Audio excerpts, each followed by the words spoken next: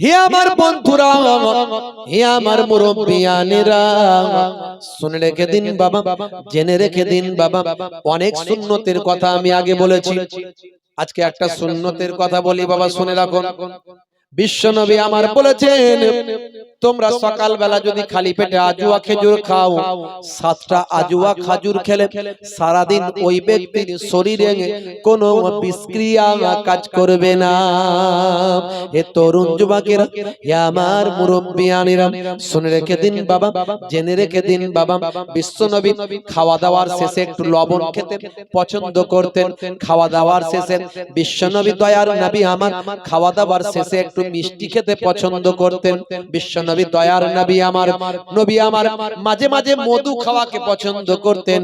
তাই হাদিসের মধ্যে এসেছে ইউহিব্বুল হালওয়া ওয়াল আসাল, নবী আমার ভাই আমার মধু পান করতে, মিষ্টি পান করতে পছন্দ করতেন। 1450 বছর আগে নবী যেটা করতে পছন্দ করতেন, যেটা করতে বলেছেন, যেটা নির্দেশ দিয়েছেন, সবের মধ্যে বিজ্ঞান আর বাস্তবতা আছে। আজকে একবিংশ শতাব্দীতে খাওয়া দাওয়ার পরে মিষ্টি নিয়ে গবেষণা করা হলো, দেখা যায় হাই রে হাই, খাওয়া দাওয়ার পরে যদি কেউ কোনো বান্দা একটু মিষ্টি পান করে, মিষ্টি খাওয়ায়, হে তরুণ যুবকেরা, ওই বান্দা মিষ্টি খাওয়ার ফলে যে বান্দা খেলো, খাওয়া দাওয়ার পরে তার হজম শক্তি বেড়ে যায়, অ্যাসিডের ক্ষরণ কমে যায়, আমাদের শরীরে অ্যাসিডের ক্ষরণ হয় সেটা কমে যায়। শুধু তাই নয়, কার্ডিওভাস্কুলার নামে একটা ভয়ঙ্কর হার্টের অসুখ হয়, যদি খাওয়া দাওয়ার পরে একটু মিষ্টি পান করা হয়, খাওয়া হয়, তাহলে কার্ডিওভাস্কুলারের মতো ভয়ঙ্কর হার্টের অসুখ থেকেও রক্ষা পাওয়া যায়। হে তরুণ যুবকেরা, বিশ্বনবী নূর নবী দয়ার নবী এক সময় এক সাহাবীর বাড়িতে গেলেন। সাহাবী বুকে কষ্ট পাচ্ছেন, ব্যথা হচ্ছে। আল্লাহর নবী ওই সাহাবীকে বললেন, বাবা সাহাবী, তোমার বুকে ব্যথা, হার্টের সমস্যা হচ্ছে, বাবা তুমি আজুয়া খাজুর খাও, আজুয়া খাজুর খাও। এই আজুয়া খাজুরের ইতিহাস আমি বলেছি বাবা, মদিনা শরীফে আজুয়া খাজুরের প্রথম গাছ হয়। আল্লাহর নবী কালো বীজ বসিয়েছিলেন, এই জন্য খাজুরটা হয় কালো খাজুর। আজকে পৃথিবীর সেরা খেজুরে পরিণত হয়েছে। হে তরুণ যুবকেরা, মদিনা শরীফে গেলে আপনি পাবেন, সবচেয়ে বেশি পাবেন মক্কা শরীফে আপনি পাবেন। আপনি এখান থেকে অর্ডার দিলে বিভিন্ন দোকানেও পাওয়া যেতে পারে। সুদূর মক্কা মদিনা শরীফের আজওয়া খাজুরটা যদি আসে, ওর থেকে খাজুরের আর কোনো বেশি টেস্ট কোনো খাজুর পাওয়া যায় না। হে তরুণ যুবকেরা, আল্লাহর নবী সাহাবীকে বললেন, বাবা সাহাবী, তুমি আজওয়া খাজুর খাও। আমি কয়েকদিন আগে গুগল সার্চ করতে গিয়ে গুগলে মাঝে মাঝে নিউজ গুলো দেয়, আপনারা জানেন, সেই নিউজ খুললাম যখন, হঠাৎ করে আজওয়া খাজুরের আমি ছবি পেলাম। আজওয়া খাজুরের ছবি পাওয়ার পরে একটু ক্লিক করে দেখলাম, হে তরুণ যুবকেরা, উপরে হেডিং এ লেখা আছে, হার্টের জন্য মহা ঔষধ হলো আজওয়া খাজুর। জোরে হবে না? আরে জোরে হবে না? হে তরুণ যুবকেরা, ইংল্যান্ডের ম্যানচেস্টার বিশ্ববিদ্যালয়, পৃথিবী বিখ্যাত একটা বিশ্ববিদ্যালয়, ইংল্যান্ডের ম্যানচেস্টার, এই বিশ্ববিদ্যালয়ে সালটা হলো 2020 সাল, তারিখটা হলো 14ই মার্চ। এই 14ই মার্চ 2020 সালে ইংল্যান্ডের ইন্টারন্যাশনাল বিশ্ববিদ্যালয় ভাই আমার হল ঘরেতে পৃথিবীর বিভিন্ন সম্প্রদায়ের বিভিন্ন রিলিজিয়াসের ভাই আমার উপরে ভাই আমার বক্তব্য একটা অনুষ্ঠান করা হয়েছে। পৃথিবী বিখ্যাত পণ্ডিতেরা, বিভিন্ন রিলিজিয়ান ধর্মের বাবা, ধর্মের ব্যক্তিত্বরা রিলিজিয়াসের উপর কথা বলার জন্য, ধর্মের উপর বক্তৃতা দেওয়ার জন্য সেখানে উপস্থিত হয়েছে। মুসলমানদের পক্ষ থেকে ইন্টারন্যাশনাল একজন স্কলার, তার নাম হলো আসরার রাশিদি। এই আসরার রাশিদিও সেখানে গোল টেবিলে উপস্থিত আছেন। এ তরুণ যুবকেরা, বিভিন্ন ধর্মের মধ্যে সৌজন্যবোধ বিনিময় করতে করতে একজন ধর্মযাজক সেই সময় মুসলমানদের যিনি স্কলার আসরার রাশিদিকে বললেন, হে মিস্টার আসরার রাশিদি, আপনি ইসলামের পক্ষ থেকে রিপ্রেজেন্টেটিভ হয়ে আপনি আজকে এখানে রিলিজিয়াসের উপর কথা বলছেন। আপনার ইসলাম খুব ভালো, আপনার নবী যা বলেছেন সবের মধ্যে বিজ্ঞান বাস্তবতা আছে, সব প্রাসঙ্গিক, অপ্রাসঙ্গিক কোনো কথা নবী বলেননি। 1450 বছর আগে যে কথাগুলো বলেছেন আজকের যুগেও সেটা বাস্তব বিজ্ঞানে পরিণত হচ্ছে। আপনার নবীর কোনো কথাকে ফেলে দেওয়ার মতো নয়। তবে আমার মনে একটা ডাউট আছে, সেটা কি? সেটা হলো আপনার নবী বলেছেন সকালবেলা খালি পেটে যে বান্দা 7টা আজুয়া খাজুর খাবে সেই বান্দা শরীরে সারা দিন কোনো বিষ ক্রিয়া করবে না। সকালবেলা 7টা খালি পেটে আজুয়া খাজুর খেলে সারাদিন শরীর আর কোনো বিষ কাজ করবে না। এই কথাটা নিয়ে আমার ডাউট আছে। হে তরুণ যুবকেরা, হে আমার বন্ধুরা, শুনে রেখে দিন বাবা, জেনে রেখে দেন। এমন সময় আসরার রাশিদি সেই সময় বললেন, হে মিস্টার ধর্মযাজক, চিন্তা করবেন না, আমার নবী যা বলেন কখনো মিথ্যা বলেন না। কারণ আমার নবী যেটা বলেছেন আল্লাহর কথা তিনি বলেছেন। কোরআন মাজিদে আমার আল্লাহ জানিয়ে দেন, মা ইয়ান্তিকু আনিল হাওয়া ইন হুয়া ইল্লা ওয়াহিয়ুন ইউহা। হে দুনিয়ার মানুষ শুনে রেখে দাও, মনে রেখে দাও, আমার নবী নিজের ইচ্ছায় কোনো কথা বলেন না যতক্ষণ না আমি আল্লাহ ওহী দিয়ে না জানিয়ে দিই। একটা হলো ওহী মাতলু, একটা গায়রে মাতলু, একটা ডাইরেক্ট কোরআন, একটা ইনডাইরেক্ট হাদিস। জোরে বলুন সুবহানাল্লাহ। হে তরুণ যুবকেরা, সেই সময় আসরার রাশিদি বলেন, শুনুন, যদি পরীক্ষা করতে চান এখনই আপনাকে প্রমাণ দেব, 7টা আজুয়া খাজুর যদি খাওয়া হয় সারাদিন কোন শরীরে বিষ ক্রিয়া করে না। দেখুন আপনাকে আমি এখনই প্রমাণ দিই বাবা। হে তরুণ যুবকেরা, সেই সময় দেখতে পাওয়া যায় আসরার রাশিদি কিন্তু আজুয়া খাজুর খেতে পছন্দ করতেন, তাই তার সঙ্গে সব সময় আজুয়া খাজুর থাকতো। তিনি আরব থেকে স্পেশাল আজুয়া খাজুর আনিয়ে রাখতেন।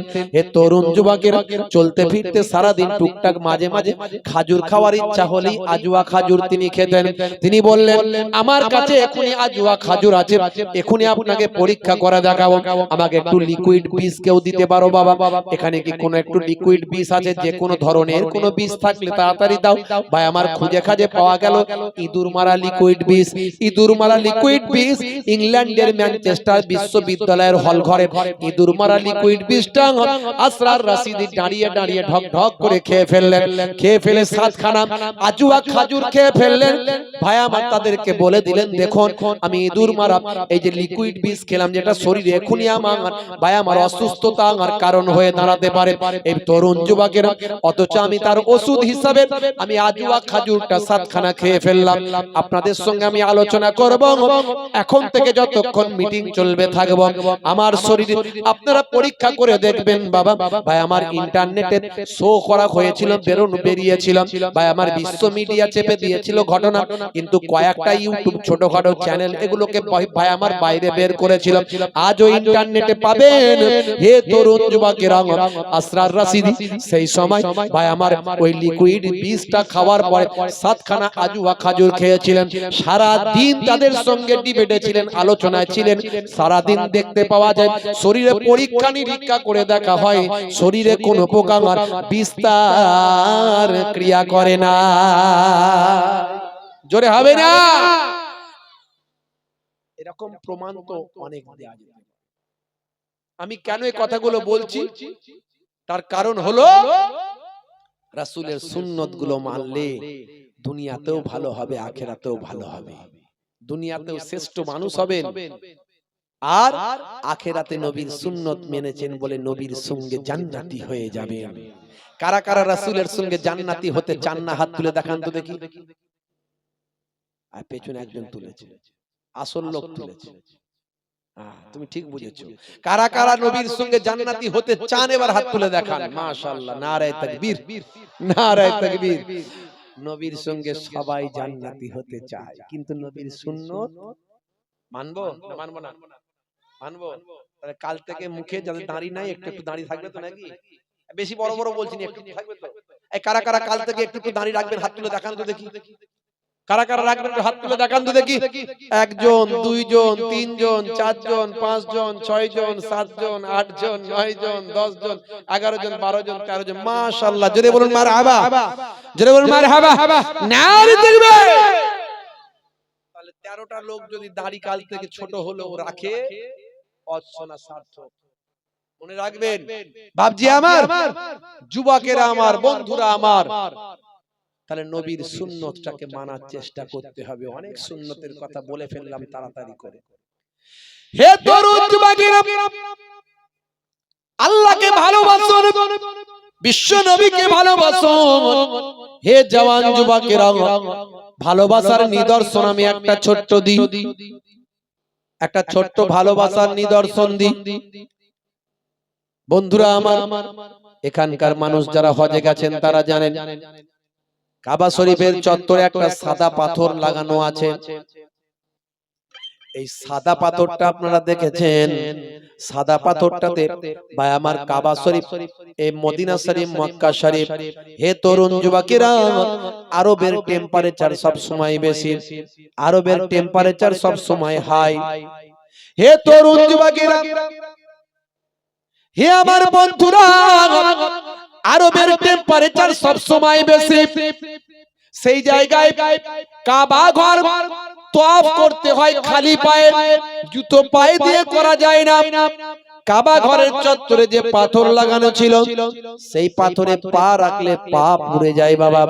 হে তরুণ যুবকেরা, আগের যুগের মানুষেরা যখন কাবা ঘর তওয়াফ করত বাবা, কাবা ঘরের চত্বরে গিয়ে যখন তওয়াফ করত, সমস্ত জায়গায় জুতো পায়ে দিয়ে তওয়াফ ছোটাছুটি করা যায়, সমস্ত জায়গাতে জুতো পায়ে দিয়ে বায়ামা এদিক ওদিক যাওয়া যায়। কিন্তু কাবা ঘর তওয়াফ করবেন জুতো পায়ে দিয়ে, আল্লাহর ঘর তওয়াফ করা যায় না। এটা হলো আদবের খেলাফ। ভাই আমার আশিক লোকেরা, নবী পাগল, আল্লাহ পাগল মানুষেরা কাবা শরীফের চত্বরে পা পুড়ে গেলেও, তবুও খালি পায়ে, পা পুড়ে গেলেও, ফোসা উঠে গেলেও খালি পায়ে তারা তওয়াফ করতেন। হে তরুণ যুবকেরা, এখন যদি আপনিও হজে যান, কাবা ঘরের চত্বরে যখন তওয়াফ করবেন, খালি পায়ে যখন তওয়াফ করবেন, কাবা ঘর থেকে বাইরে বেরোবেন, পা পুড়ে যাবে, খালি পায়ে থাকতে পারবেন না। অথচ কাবা ঘরের চত্বরে যখন আপনি তওয়াফ করবেন, পায়ের তলাতে মনে হবে যেন এসি লাগানো আছে।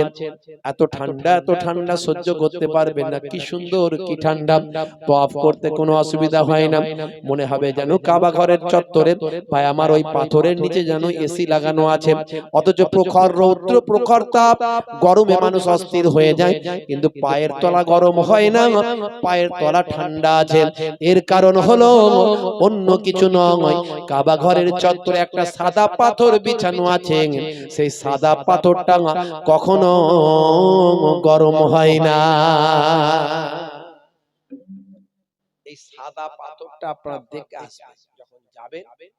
আল্লাহ যেন আমাদের সকলকে বাইতুল্লাহর মেহমান, রাসূলের দরবারের মেহমান বানিয়ে দেন। বলুন আল্লাহুম্মা আমিন। সকলে নিয়ত রাখবেন যুবক বয়সে যাবেন, এই বুড়ো বয়সে গেলে কিছু হবে না। বুঝতে পারছেন? ওই হজ করে আসবে, লোকে বলবে হাজী সাহেব, ও গাড়ে সুরে উঠতে পারবে না, গাড়ে হেরাতেও যেতে পারবে না। আর ওই সাফা মারওয়া ছুটে ছুটে সাই করা, সেটাও পারবে না। সব জায়গায় গিয়ে শুধু চেয়ার খুঁজবে আর ঠেলা গাড়ি খুঁজবে। বুঝতে পারছেন? সবই ঠিক আছে, কিন্তু মনে শান্তি হবে না। এই জন্য হজ করতে হবে ইয়ং বয়সে। ভারত, পাকিস্তান, বাংলাদেশের লোক হজে যায় বুড়ো বয়সে। সারা জীবন চিটিংবাজি, ধাপ্পাবাজি, মেরে নেওয়া, কেড়ে নেওয়া, সুদ, জেনা, ব্যভিচার কিছু বাদ দেবে না। বুড়ো বয়সে বললে মল্লি যেন জান্নাত যেতে পারি, তার জন্য হজটাকে করে আসি। ছেলেরা বলে আব্বা যা করার তো এবার তোমাদের পাট, তোমাদের পাটটা, তোমার পাটটা তো আমরা নিয়েছি, এবার তোমাকে তো ভালো হতে হবে, যাও তুমি হজ করে এসো। বুঝতে পারছো? ঠেলে গুজে ছেলেরা সব পয়সা পয়সা দিয়ে হজে পাঠিয়ে দিল। বাবু মনে মনে করছে সারা জীবন যা করেছি হজ করলি সব মাফ। কথা ঠিক না ভুল? হজ করবেন ইয়ং বয়সে। বলে হুজুর এই ইয়ং বয়সে হজ করে এলে হজের নিয়ম মেনে চলতে পারবো? হ্যাঁ, হজ করে এলে তো ভালো হতে হবে। তার মানে ও সবসময় খারাপ হয়ে চলতে চায়। হজ করে এলে ভালো হয়ে যেতে হবে, যেন হজ করতে যাবে না। কি বিপদ! বুঝতে পারছো? কত ভাবনা চিন্তা নিয়ে। হে তরুণ যুবকেরা, হে আমার বন্ধুরা, শুনে রেখে দিন বাবা, জেনে রেখে যান, কাবা শরীফের চত্বরটা প্রচন্ড গরম। মিশর থেকে একজন ইঞ্জিনিয়ার এলেন, মিশর থেকে একজন ইঞ্জিনিয়ার এলেন বাবা। ভাই আমার, মক্কা শরীফ মদিনা শরীফে হজ করতে এসে তিনি দেখলেন কি অবস্থা। কাবা ঘর হজ করতে গেলে পাটা পুড়ে যায়। ভাই আমার, তিনি বাদশার সঙ্গে সাক্ষাৎ করার জন্য পরামর্শ দিলেন, জানিয়ে দিলেন, আমি মিশরের একজন ইঞ্জিনিয়ার, আমার কাছে খবর আছে এই কাবা শরীফের চত্বরে যদি ওই পাথর আমি লাগাতে পারি, কাবা শরীফের চত্বরটা কখনো গরম হবে না। এ তরুণ যুবকেরা, এ আমার মুরব্বিয়ানেরা, সেই সময় আরবের বুকে যিনি বাদশা ছিলেন তার নাম হলো বাদশা সাউদ। বাদশা সাউদের নাম আপনারা শুনেছেন। এ তরুণ যুবকেরা, যার নাম অনুসারে আজকে সৌদি হয়েছে সৌদি। এ জওয়ান যুবকেরা, বাদশা সাউদের সঙ্গে সাক্ষাৎ করে তিনি ইঞ্জিনিয়ার সাহেব সব ডিটেইলস তিনি বললেন। ইঞ্জিনিয়ারের পরিচয় পেয়ে তিনি মুগ্ধ হলেন। ইঞ্জিনিয়ারকে বললেন, যত টাকা লাগবে লাগুক, এই নিন আপনাকে খালি আমি চেক বুক একটা দিয়ে দিলাম, আমি একটা ব্ল্যাঙ্ক চেকের বুক, একটা বই দিয়ে দিলাম, এতে অনেক পেজ আছে, অনেক পাতা আছে। আরব সরকারের পক্ষ থেকে খালি ব্ল্যাঙ্ক চেক বুকটা আপনাকে দিয়ে দিলাম, যেখানে পারেন যান, যত টাকা লাগে তাকে দিয়ে বসিয়ে নেন। আরব সরকার টাকা দেবেন কাবা ঘরের চত্বরে যেন এমন পাথর লাগানো হয় যে পাথর জীবনে কখনো গরম হবে না। হে তরুণ যুবকেরা, মিশরের বিখ্যাত ইঞ্জিনিয়ার ডক্টর কামাল ইব্রাহিম সেই সময় ব্ল্যাঙ্ক চেকবুকটা নিয়ে চলে গেলেন। তিনি বাবা গ্রিসে গেলেন। গ্রিস, তৎকালীন যুগে গ্রিসের জমিনে একটা ছোট্ট পাহাড় ছিল, যে পাহাড়টার তথ্য মিস্টার জনাব ডক্টর কামাল ইব্রাহিম এই ইঞ্জিনিয়ার ছাড়া আর তেমন কারো কাছে সেভাবে খবর ছিল না। তিনি ভালো করে গবেষণা করে দেখে নিয়েছিলেন এই পাহাড়ের পাথরটা আল্লাহ এমন কুদরতি ভাবে দিয়েছেন, পৃথিবীর বুকে একটা পাহাড়েরই সন্ধান আছে, এছাড়া আর কোনো পাহাড়ের সন্ধান এখনো পাওয়া যায়নি। এই গ্রিসের জমিনে এই পাহাড়টাকে আল্লাহ এমন পাথর দিয়েছেন, ছোট্ট পাহাড় কিন্তু স্পেশাল এমন বানিয়েছেন, এই পাহাড়ের পাথর কখনো বাবা ঠান্ডা কখনো গরম হবে না। তিনি এটা গবেষণা করে দীর্ঘদিন পরীক্ষা নিরীক্ষা করে ভাই আমার সেই জায়গায় গিয়ে হাজির হলেন। ওই পাহাড়ের পাথর আনার জন্য সেই তৎকালীন দায়িত্বপ্রাপ্ত গভর্নরের সঙ্গে দেখা করলেন। সেখানে গিয়ে সব জানালেন, বললেন যত টাকা লাগবে, যত অর্থ লাগবে আরব সরকার দেবে। এই যে ব্ল্যাঙ্ক চেক গুলো দিয়ে দেওয়া হয়েছে, যত অঙ্ক লাগে এখানে বসিয়ে দিন, আর ওই পাহাড়ের পাথরটা কেটে আমাকে দিয়ে দিন।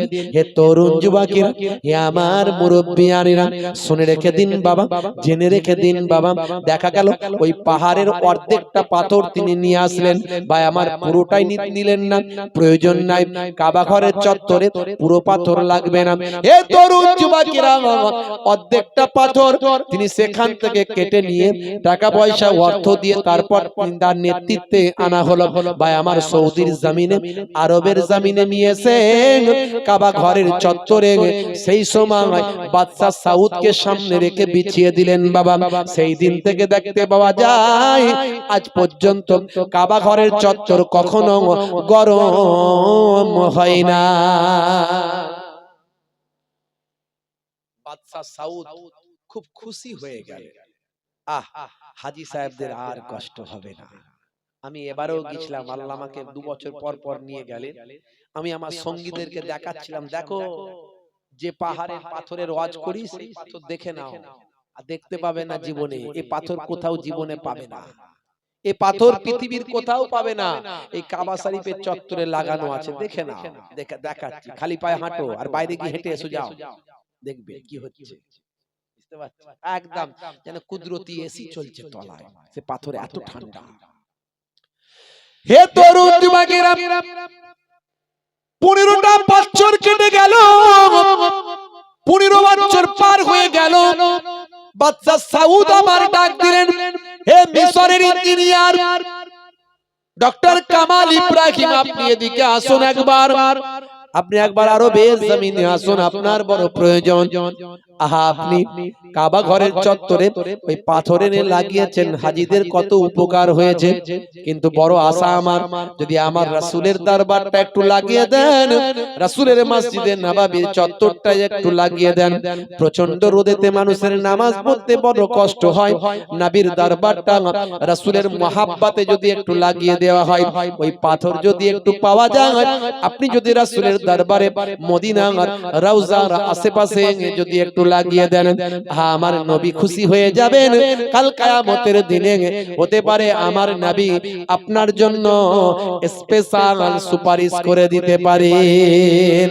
এ তরুণ যুবকেরা, এ আমার মুরব্বিয়ানেরা, ডক্টর কামাল ইব্রাহিম রাসূলের কেমন আশিক, সেই সময় চোখ ভরা পানি নিয়ে বললেন, হাই হাই হাই, কাবা ঘরের চত্বরে লাগানোটা এত জরুরি হয়েছিল যে আমার রাসূলের দরবারের কথা আমি ভুলে গিয়েছিলাম। কারণ কাবা ঘরের চত্বরটা তওয়াফ করতে হয়, সেই জন্য তাড়াতাড়ি সেখান থেকে আনার চেষ্টা করেছিলাম। বাকি পাথর তো আমি আনলাম না, আর মাত্র অল্প কিছুটা পাথর সেখানে ছিল। হাই রে হাই, 15 বছর কেটে গেছে বাবা, এ বাদশা জাহাপনা, 15 বছর কেটে গেছে, এখন কি আর সেই পাথর আর কি সেখানে অবশিষ্ট আছে? তবে রাসূলের কথা যখন বলেছেন, আমি আপ্রাণ চেষ্টা করব আবার সেখানে গিয়ে খোঁজ খবর নেব। আরব সরকারের কাছ থেকে ব্ল্যাঙ্ক খালি চেকবুক নিয়ে নিলেন, নিয়ে আবার তিনি গ্রিসে চলে গেলেন। গ্রিসে গিয়ে আবার ভাই আমার সেই পাহাড়ের যারা মালিক, যারা বাবা, সেখানে গিয়ে খোঁজ খবর নেওয়া শুরু করলেন।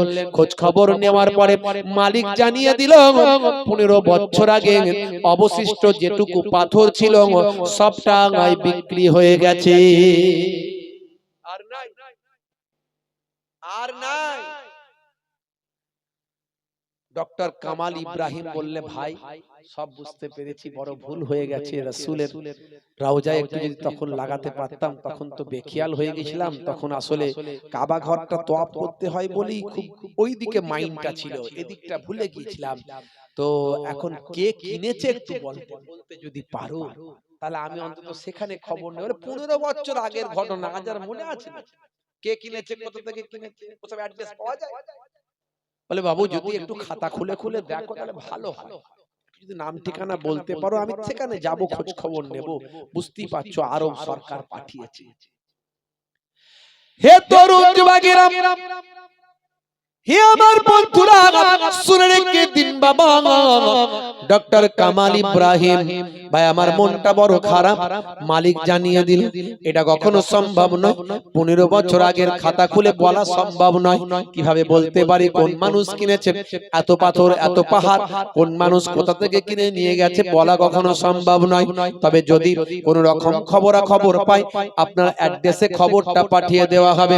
মনটা বড় খারাপ হয়ে গেল। হে তরুণ যুবকেরা, ডক্টর কামাল ইব্রাহিম সেই সময় আবার গ্রিসের এয়ারপোর্টের উদ্দেশ্যে বেরিয়ে পড়লেন। নিরুপায় হয়ে মনটা খারাপ নিয়ে আরবের জমিনে তিনি ফিরে আসবেন।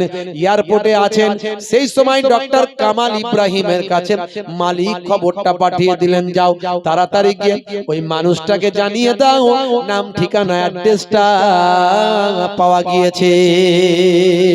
এ তরুণ যুবকেরা আনন্দে আত্মহারা হয়ে ডক্টর কামাল ইব্রাহিম ফ্লাইট বাতিল করে দিলেন, প্লেন বাতিল করে দিয়ে আবার মালিকের কাছে চলে এলেন। খাতা খুলে তিনি দেখিয়ে দিলেন, হে ডক্টর কামাল, যে মানুষটা বাকি পাহাড়ের পাথরটা কিনেছেন, তিনি আর অন্য কোন দেশের মানুষ নয়, তিনি হলেন আপনার দেশের মানুষ, তিনিও হলেন আরবের, সৌদি আরবের তিনি একজন নাগরিক।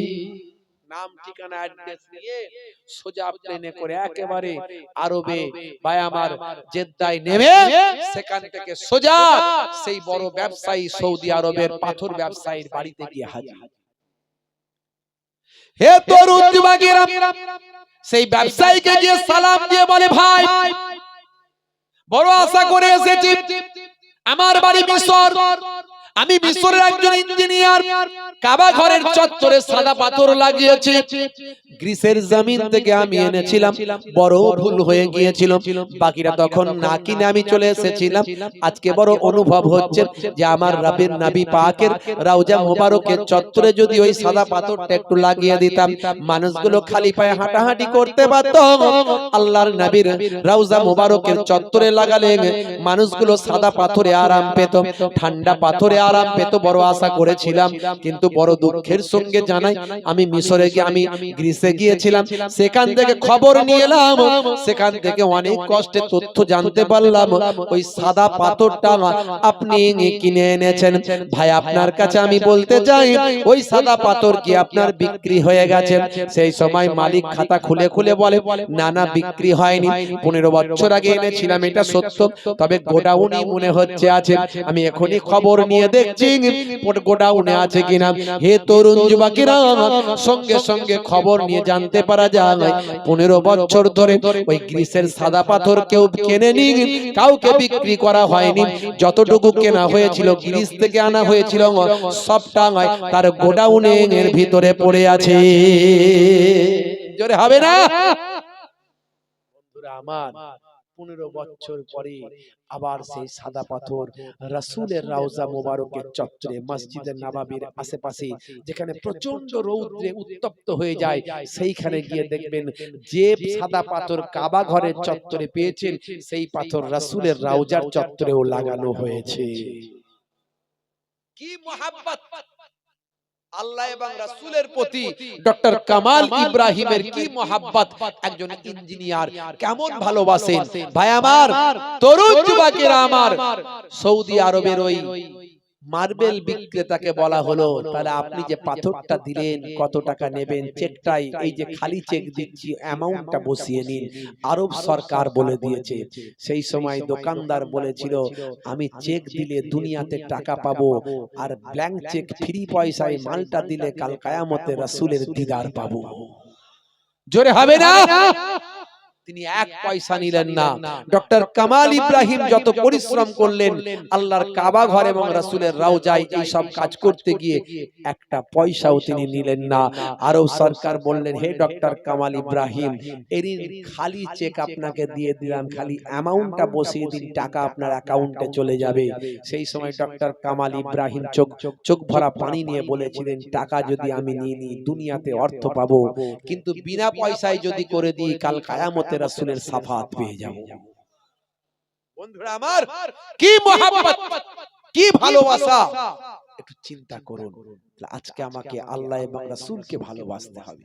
মুসলমান, আজকে আমরা বিপদের মধ্যে আছি, আমরা নামাজ ছেড়ে দিয়েছি, রাসূলের সুন্নাত ছেড়ে দিয়েছি, তাই আমাদের উপরে আল্লাহ গজব দিচ্ছেন, একটার পর একটা বিপদ আসছে।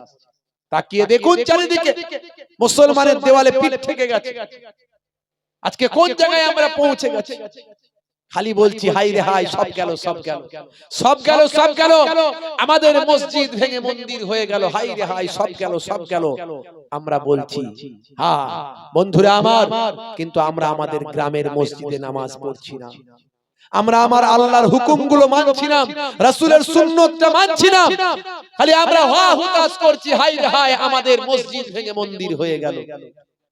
বন্ধুরা আমার, তরুণ যুবকেরা আমার, মুরব্বিয়ানেরা আমার, আপনি নিজে ভালো হন, আপনাকে বাবরি মসজিদের চিন্তা করতে হবে না।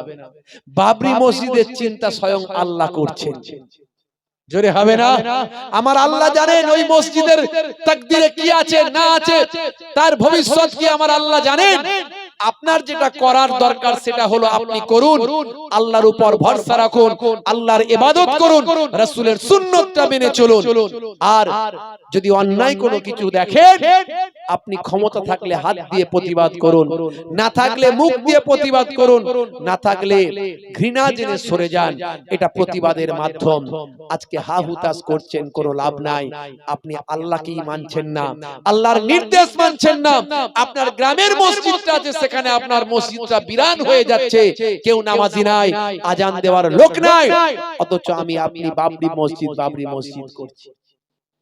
নিশ্চয়ই বাবরি মসজিদ আমাদের হৃদয়ে আছে, নিশ্চয়ই বাবরি মসজিদ আমাদের মনে আছে। মনে রাখবেন, যে জায়গায় একবার মসজিদ তৈরি হয়ে যায় সেই মসজিদ ভেঙে দাও, গুড়িয়ে দাও, চূর্ণ বিচূর্ণ করে দাও, তারপরেও সেই মসজিদটা আল্লাহর আরশে কবুল হয়, কিয়ামত পর্যন্ত সেই জায়গায় মসজিদ থাকে। বন্ধুরা আমার, তরুণ যুবকেরা আমার, মুরব্বিয়ানেরা আমার, আমরা ভারতবর্ষের মানুষ শান্তি পছন্দ করি, সম্প্রীতি পছন্দ করি। আমরা মসজিদ মন্দির নিয়ে ঝগড়া অশান্তি করতে পারি না। মারপিট, খুন খারাপি, ঝগড়া অশান্তি এগুলো করা চলবে না, করতে পারি না। ইসলাম শান্তির কথা বলেছে, সম্প্রীতির কথা বলেছে, সৌহার্দ্যের কথা বলেছে, ভ্রাতৃত্বের কথা বলেছে, মানবিকতার কথা বলেছে। যেখানে মন্দির মসজিদ নিয়ে ঝগড়া অশান্তি হবে, মারপিট হবে, দাঙ্গা হাঙ্গামা হবে, ইসলাম বলেছে সেখান থেকে সরে এসো, সেখান থেকে সরে চলে এসো। তোমার মসজিদ কখনো নষ্ট হতে পারে না, কারণ আল্লাহর আরশে কবুল হয়ে যায়। বন্ধুরা আমার, তরুণ যুবকেরা আমার, ইসলাম ভাই আমার বলে দিয়েছে ন্যায় বিচার করো। তোমরা ন্যায় বিচারের আশা করো, তোমরা সেই দেশের গভর্নমেন্টের উপর ভরসা করো, আদালতের উপর ভরসা করো। আমরা আদালতের উপর ভরসা করেছিলাম, আদালত রায় দিয়েছে, আমরা মেনে নিয়েছি। বন্ধুরা আমার, তবে বড় ভালো লেগেছে, আদালত সত্য কথা বলেছে। আদালত ভাই আমার, সুপ্রিম কোর্ট, সালটা হলো 2019 সাল। 5 জন বিচারপতির বেঞ্চ, তার মধ্যে প্রধান বিচারপতি রঞ্জন গোগোই এর টেবিলে ভাই আমার এজলাসে জানিয়ে দেয়া হলো, দীর্ঘ কিছু কম বেশি 150 বছর ধরে বিচার চলছে। মুসলমানরা বলছে 1528 খ্রিস্টাব্দে বাবর যখন ভাই আমার উজবেকিস্তান থেকে এই দেশে এসেছিলেন, এখান থেকে কিছু অর্থ নিয়ে গিয়ে তার দেশের গরিব মানুষদের মাঝখানে বন্টন করবেন, এই আশায় উজবেকিস্তান সহ বিভিন্ন এলাকা তিনি জয় করেছিলেন। তার জনগণ অনেক বেড়ে গিয়েছিল, সৈন্য অনেক বেড়ে গিয়েছিল। এই সৈন্যদের ভরণ পোষণ, জনগণের মুখে আহার তুলে দেওয়া, এই চিন্তায় একজন ন্যায় বিচারক শাসক হিসাবে তিনি ভারতবর্ষের দিকে এসে হাজির হলেন। তৎকালীন যুগে এটাই সিস্টেম ছিল, সাম্রাজ্য বিস্তার এটা কোনো অপরাধ ছিল না তখনকার যুগে। প্রত্যেক রাজা বাদশাহ যার যেমন ক্ষমতা, সে ক্ষমতার বিস্তার ঘটাতো। তৎকালীন যুগে যুদ্ধের নীতি ছিল এটা। তিনি এলেন, এসে তখন দেখছেন দিল্লিতে শাসন করছে কে? দিল্লিতে শাসন করছে ইব্রাহিম লোদি। ইব্রাহিম লোদি মুসলমান না হিন্দু গো? জোরে বলেন। তাহলে বাবর লড়াই করতে এলো কার সঙ্গে? মুসলমানের সঙ্গে। এখানে সাম্প্রদায়িকতা খুঁজছে কেন? এখানে হিন্দু মুসলমান খুঁজছে কেন? বাবর কিন্তু এসে লড়াই করেছিল মুসলমানের সঙ্গে, কোনো হিন্দুর সঙ্গে নয়। আবার বাবরকে যিনি আপ্যায়ন করেছিল, ডেকেছিল, আহ্বান জানিয়েছিল, সে কে জানেন? তিনি হচ্ছেন একজন রাজপুত রাজা। রাজপুত রাজা বলল, আমি ইব্রাহিম লোদির সঙ্গে পারছি না। হে বাবর, তুমি একটা দুর্ধর্ষ শক্তিশালী, তুমি একজন বাদশা। তোমার রক্তের মধ্যে আছে চেঙ্গিস খানের রক্ত, তোমার রক্তের মধ্যে আছে তৈমুর লগের রক্ত। তুমি পারবে একমাত্র এই ইব্রাহিম লোদিকে পরাস্ত করতে। তুমি এসো, তোমাকে আমি আহ্বান জানাচ্ছি। রাজপুত রাজা আহ্বান জানালো, রাজপুত রাজার ডাকে সাড়া দিল কে? বাবর। আর দেখলো আমি যদি কিছু সেখান থেকে অর্থ সম্পদ আনতে পারি, তাহলে আমার দেশের জনগণের উপকার হবে। এই চিন্তা করে এলো। এসে পানিপথের যুদ্ধে ইব্রাহিম লোদিকে পরাজিত করার পর বাবর চিন্তা করলো, ভারতবর্ষের মতো ভালো জায়গা তো আর হতে পারে না, তাই এখান থেকে নিয়ে ও দেশে যাব না, এদেশের মাল এদেশেই রাখবো। আর এদেশটাকে এমন ভাবে সুন্দর ভাবে সাজাবো যাতে এই দেশটা ভাই আমার বছরের পর বছর মানুষ আরামে কাটাতে পারে। এই দেশকে এরা ঠিক মতো চালাতে পারছে না, আমি সুন্দর করে এখানটা চালাবো। তাই ইব্রাহিম লোদিকে পরাস্ত করে দিল্লির সিংহাসনের ভার ক্ষমতা হাতে নিয়ে নিল। আর এদিকে রাজপুত রাজা বলল, কই গো বাবর, তুমি যে চলে যাবে বললে আমি যাব বলেছিলাম, কিন্তু এখন দেখছি গেলে এদেশের ক্ষতি হবে, আমি থাকলে এদের উপকার হবে, তাই আমি এখানে থাকবো। তারপরে দেখা গেল অনেকের সঙ্গে যুদ্ধ করতে হয়েছিল, একটার পর একটা যুদ্ধ করছে, করে সবাইকে পরাস্ত করে সারা ভারতবর্ষের ক্ষমতা বাবর হাতে নিয়েছিল। বাবর একজন আল্লাহওয়ালা মানুষ ছিল, ন্যায় বিচারক লোক ছিল। আজকে বাবরের কথা বলা হচ্ছে, বাবর নাকি ভাই আমার পানিপথের যুদ্ধের পর রাম মন্দির ভেঙে দিয়ে বাবরি মসজিদ করেছে। বাবরের সেনাপতি নাম হচ্ছে মীর বাকি।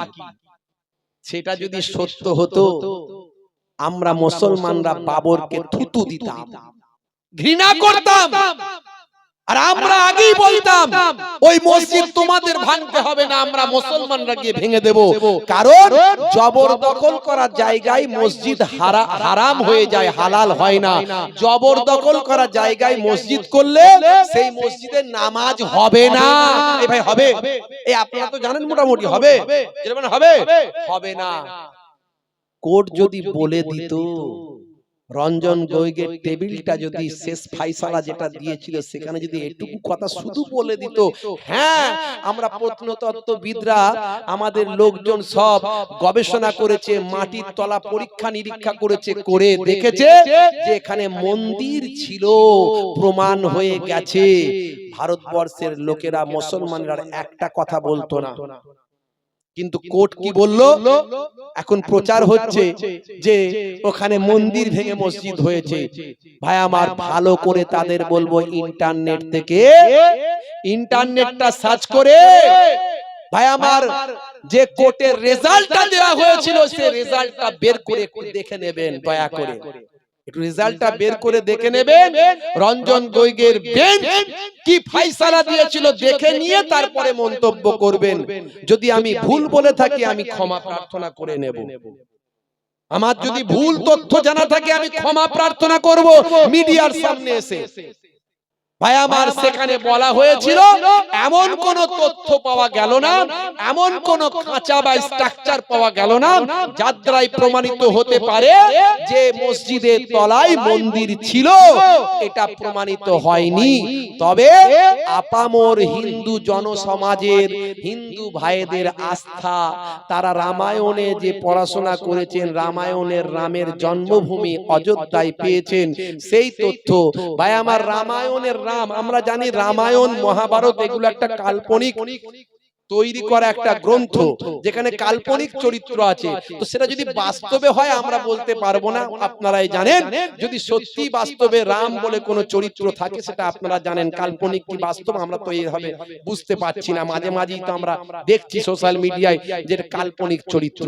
তো ভাইরা আমার, তরুণ যুবকেরা আমার, সেখানে বলা হয়েছে রামায়ণের রামের ভাই আমার পুরুষোত্তম রামজির ভাই আমার জন্ম হয়েছে ওই কি বলে যেখানে মসজিদ সেখানে।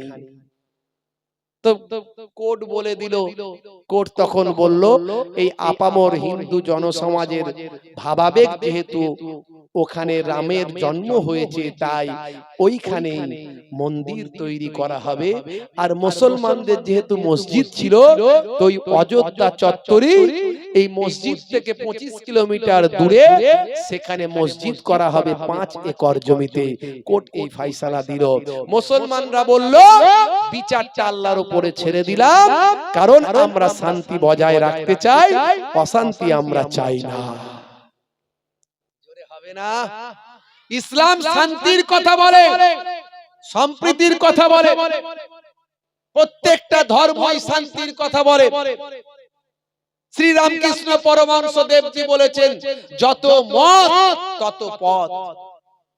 ঈশ্বরচন্দ্র ভাই আমার স্বামী বিবেকানন্দ জি বলেছেন জীবে প্রেম করে যেই জন সেই জন সেবিছে ঈশ্বর। আর কোরআন মাজিদ বলে দিয়েছে লা ইয়ারহামুল্লাহু মান লা ইয়ারহামুন নাস, যে মনুষ্য জাতির উপর দয়া করে, যে মনুষ্য জাতি প্রাণীকুলের উপর দয়া করে না, মনুষ্য জাতির উপর দয়া করে না, মহান আল্লাহ তার উপর দয়া করেন না। ইসলাম ISLAM Islam, I for I, S for sword, L for love, A for wall, M for mankind, I should love all mankind, অর্থাৎ আমার উচিত সারা বিশ্বের মানুষকে ভালোবাসা। তাই আজকে কোন আমরা উচ্চবাচ্য কথা বলিনি আর বলবো না, কোর্ট যেটা রায় দিয়েছে আমরা কোর্টের রায়কে স্যালুট জানিয়ে দিয়েছি, কারণ আমরা শান্তি পছন্দ করি, অশান্তি চাই না। প্রত্যেকটা ধর্মের মূল কথা হলো শান্তি বজায় রাখা, শান্তি সম্প্রীতি ভ্রাতৃত্ববোধ প্রতিষ্ঠা করা। কোরআন মাজিদ তাই বলেছে লাকুম দীনুকুম ওয়ালিয়া দীন, তোমার ধর্ম তুমি পালন করো, আমার ধর্ম আমি পালন করি। কিন্তু মনে রাখবেন মসজিদ ওখানে ছিল, ভেঙে যদি গুড়িয়েও দেয় ওখানেই আছে, কিয়ামত পর্যন্ত থাকবে। তবে আমি যতটুকু জানতে পেরেছি, আপনারা কতটা জানেন জানি না, যে মসজিদটা ওখানে ছিল সেই মসজিদটা ভেঙে ধুলোর সঙ্গে মিশিয়ে দিয়ে তার উপরে মন্দির হয়েছে এমন তথ্য আমার কাছে নাই। সম্ভবত পাশেই হয়েছে, মোটামুটি যেটুকু জানতে পেরেছি। আপনারা ভালো করে জানবেন, আগামী দিন আরো জানার চেষ্টা করব। আমি খোঁজ খবর অনেকটা নেওয়ার চেষ্টা করেছি। তো ভাইরা আমার, তরুণ যুবকেরা আমার, সব মুসলমান খারাপ নয়, সব হিন্দুও খারাপ নয়। প্রত্যেকটা হিন্দু শান্তি প্রিয়, প্রত্যেকটা মুসলমান শান্তি প্রিয়, খ্রিস্টান জৈন বৌদ্ধ সবাই শান্তি প্রিয়। এক শ্রেণীর মানুষ আছে যারা ধর্মের নামে অশান্তি করে, হয় তারা সেই অশান্তির মধ্যে দিয়ে তারা নিজেদের চেয়ার ঠিক করে, গদি ঠিক করে, রাজনীতি করে। এই শ্রেণীর মানুষগুলোই ভাই আমার মানুষের মাঝখানে বিভাজন তৈরি করে, ঝগড়া তৈরি করে, কিছু কিছু জিনিস নিয়ে এটা ওটা নিয়ে লাগিয়ে দেয়। তাই আমি সব জায়গায় বলি, আজও বলছি, আমার হিন্দু সম্প্রদায়ের মানুষদের সঙ্গে আমরা সকালবেলা উঠে একসঙ্গে খাই, একসঙ্গে কাজে যাই, একসঙ্গে বন্ধুত্ব করি, একসঙ্গে ভালোবাসা আমাদের আছে, থাকবে। মনে রাখবেন এটাকে নষ্ট করার চক্রান্ত করছে কিছু মানুষ, দাঙ্গা হাঙ্গামা। আপনারা দেখেছেন দুজন ব্যক্তি মুসলমান পরিচয় দিয়ে ইন্টারনেটে তারা বাবরি মসজিদকে, ভাই আমার রাম মন্দিরকে উড়িয়ে দেবে, ভেঙে দেবে, ভাই আমার উড়িয়ে দেবে বলে হুঙ্কার দিয়েছিল। উত্তরপ্রদেশ পুলিশ ইনকোয়ারি করলো, গোয়েন্দা লাগিয়ে দিল। ইনকোয়ারি করে দেখা গেল ওই দুজন মুসলমান ছিল না, বরং অমুসলমান বাড়ির সন্তান। তাদের অ্যারেস্ট করলো। তাহলে এইভাবে চক্রান্ত করে মুসলমানদের বদনাম করার জন্য, ইসলামকে বদনাম করার জন্য, হিন্দু মুসলমানের মধ্যে যে ভ্রাতৃত্ববোধ, যে মানবিকতাবোধ, একে অপরের সঙ্গে যে সৌহার্দ্য বিনিময়, একে অপরের সঙ্গে যে লেনদেন, সুন্দর সম্পর্কটাকে নষ্ট করার জন্য এক শ্রেণীর শকুনি তারা সর্বদা রেডি হয়ে আছে, মানুষের গোশত খাবে, মানুষের গোশত খাবে, খুন খারাপি দেখতে চায়, লড়াই দেখতে চায়। এই সামনে 24-এর ভোট আসছে, লোকসভার ভোট।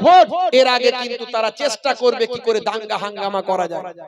বাজারে বাজারে প্রচার করছে তারা এমন এমন কথা বলছে, কমিউনাল কথাবার্তা বলছে, সাম্প্রদায়িক কথাবার্তা বলছে। এদের থেকে আমাদের সাবধান হতে হবে। ইন্টারনেটে অনেকে ভাষণ দিচ্ছে, ভাই আমার প্রশাসনিক দপ্তরের কাছে আমার অনুরোধ, এদের দিকে একটু লক্ষ্য নজর রাখা উচিত। বন্ধুরা আমার, ইসলাম শান্তির কথা বলেছে, হিন্দু সম্প্রদায়ের ভাই আমার বিভিন্ন গ্রন্থে শান্তির কথা বলা হয়েছে, খ্রিস্টান জৈন বৌদ্ধর বিভিন্ন ধর্মগ্রন্থে শান্তির কথা বলা হয়েছে। তাই মনে রাখবেন इस्लाम भूखे को खाना खिलाने का नाम है इस्लाम, प्यासे को पानी पिलाने का नाम है इस्लाम, अंधे को रास्ता दिखाने का नाम है इस्लाम, अमानत का नाम है इस्लाम, हिदायत का नाम है इस्लाम, इबादत का नाम है इस्लाम, और मोहब्बत का नाम है इस्लाम। जोरे হবে না ভাইরা আমার, তরুণ যুবকেরা আমার, মুরব্বিয়ানেরা আমার, স্বামী বিবেকানন্দজি কত সুন্দর কথা বলেছেন। তিনি বলেননি কোন ধর্মকে আঘাত করতে, সমস্ত ধর্মের প্রতি সহিষ্ণুতা দেখিয়েছেন। তিনি এমন ভ্রাতৃত্বের প্রচার করেছেন যে শিকাগো পর্যন্ত, আমেরিকার শিকাগো পর্যন্ত ভাই আমার ভারতবর্ষের সম্মানকে পৌঁছে দিয়েছেন। তিনি বলেছেন, ভাই আমার হাড়ি মুচি চন্ডাল ডোব যেই হোক না কেন, ভারতবাসী আমার ভাই। তিনি ভারতবাসী যেই হোক তাকে সবাইকে ভাই বলে সম্বোধন করেছেন। বিভিন্ন ধর্মের ধর্মগুরুরা তারা শান্তি সম্প্রীতির কথা বলেছেন। তাই আজকে আমাদেরকে মাথায় রাখতে হবে, আমরা যেন এটুকু মনে রাখি। আমি সকলের কাছে অনুরোধ করব, মসজিদগুলোতে সিসি ক্যামেরা লাগান, মসজিদগুলোতে সিসি ক্যামেরা লাগান, ধর্মস্থানগুলোতে সিসি ক্যামেরা লাগান, মাদ্রাসাগুলোতে সিসি ক্যামেরা লাগান। আর অমুসলমান হিন্দু ভাইদের কাছে আমার অনুরোধ থাকবে, মন্দিরগুলোতে সিসি ক্যামেরা লাগান, ধর্মস্থানগুলোতে সিসি ক্যামেরা লাগান। কারণ এক শ্রেণীর সুকুনি তারা রেডি হয়ে আছে কিভাবে গরুর গোশতকে মন্দিরে ফেলে দেব, আর শুকরের গোশত মসজিদে ফেলে দেব, দিয়ে মুসলমান হিন্দুর মধ্যে মারপিট দাঙ্গা হাঙ্গামা হলে তারা মানুষের রক্ত খাবে। তার উপর দাঁড়িয়ে তারা ভাই আমার নিজেদের গদি ঠিক করবে, চেয়ার ঠিক করবে। তাই আমাদের সাবধান হতে হবে, আমাদের সচেতন হতে হবে। মনে রাখবেন তরুণ যুবকেরা আমার, মুরব্বিয়ানেরা, আপনারা আমার, হিন্দুকে ভালোবাসুন, মুসলমানকে ভালোবাসুন, খ্রিস্টান জৈনকে ভালোবাসুন। আগে মানুষ হয়ে যান। মানুষ না হতে পারলে কিসের মুসলমান?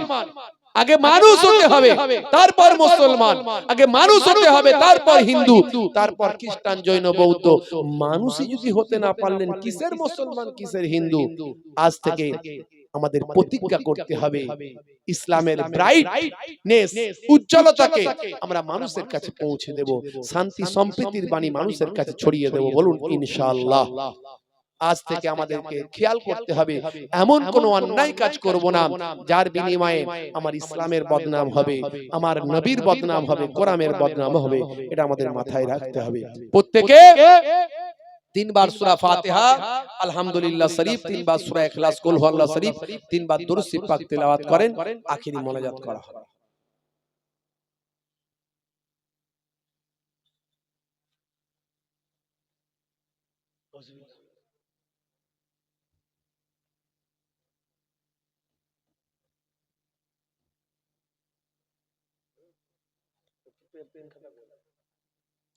ভাইরা আমার, আপনারা তেলাওয়াত করতে থাকুন, তার সঙ্গে সঙ্গে একটু আমি আপনাদের কাছে দানের কথা বলবো।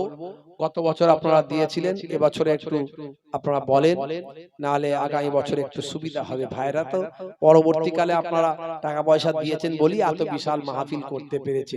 আমি আপনাদের কাছে একটুখানি প্রথম বলবো, কোরআন মাজিদ, কোরআন মাজিদ কখনো মিথ্যা হতে পারে না।